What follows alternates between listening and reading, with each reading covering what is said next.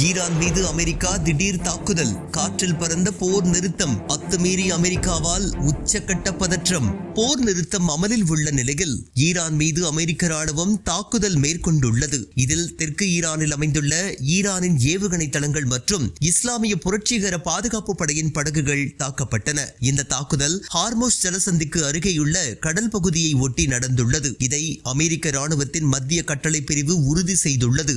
எங்கள் படை வீரர்களின் தற்காப்பிற்காக ஹார்மோஸ் ஜலசந்தியை ஒட்டி முகாமிட்டிருந்த ஈரான் படையின் ராணுவ தளவாடங்கள் மற்றும் ஏவுகணை தளங்கள் மீது தாக்குதல் நடத்தப்பட்டது என்று அமெரிக்க ராணுவத்தின் மத்திய கட்டளை பிரிவு செய்தி தொடர்பாளர் டிம் ஹாக்கின்ஸ் தெரிவித்துள்ளார். அமெரிக்கா மற்றும் ஈரான் இடையில் அமைதி ஒப்பந்தம் இறுதி செய்யப்படும் என்ற எதிர்பார்ப்பு ஏற்பட்டிருக்கும் நிலையில் இந்த தாக்குதலை அமெரிக்கா தொடுத்துள்ளது. அதே நேரத்தில் ஈரான் வசமுள்ள யுரேனியத்தை தங்களிடம் ஒப்படைக்க வேண்டும் என அமெரிக்க அதிபர் டிரம்ப் தொடர்ந்து வலியுறுத்தி வருவது குறிப்பிடத்தக்கது. அமெரிக்கா ஈரான் தரப்பிற்கு இடையிலும் எப்போது உடன்பாடு ஏற்படும் என உலக மக்கள் ஆவலுடன் எதிர்பார்த்துள்ளனர். அப்போதுதான் உலக நாடுகள் எதிர்கொண்டு வரும் எரிபொருள் தட்டுப்பாட்டிற்கு தீர்வு கிடைக்கும் என்பதே உலக மக்களின் இந்த எதிர்பார்ப்பிற்கு மிகப்பெரிய ஒரு காரணம். இந்த நிலையில் பந்தர் அப்பாஸ், சிரிக், ஜஸ்க் உள்ளிட்ட ஈரான் நகரில் குண்டுவெடிப்பு சம்பவம் நடந்ததாக ஈரான் ஊடக நிறுவனங்கள் தெரிவித்தன. இந்த தாக்குதல் சம்பவங்கள் தெற்கு ஈரான் கடலோர பகுதியில் நடந்திருப்பதை அந்நாட்டு செய்தி நிறுவனங்கள் உறுதி செய்துள்ளன.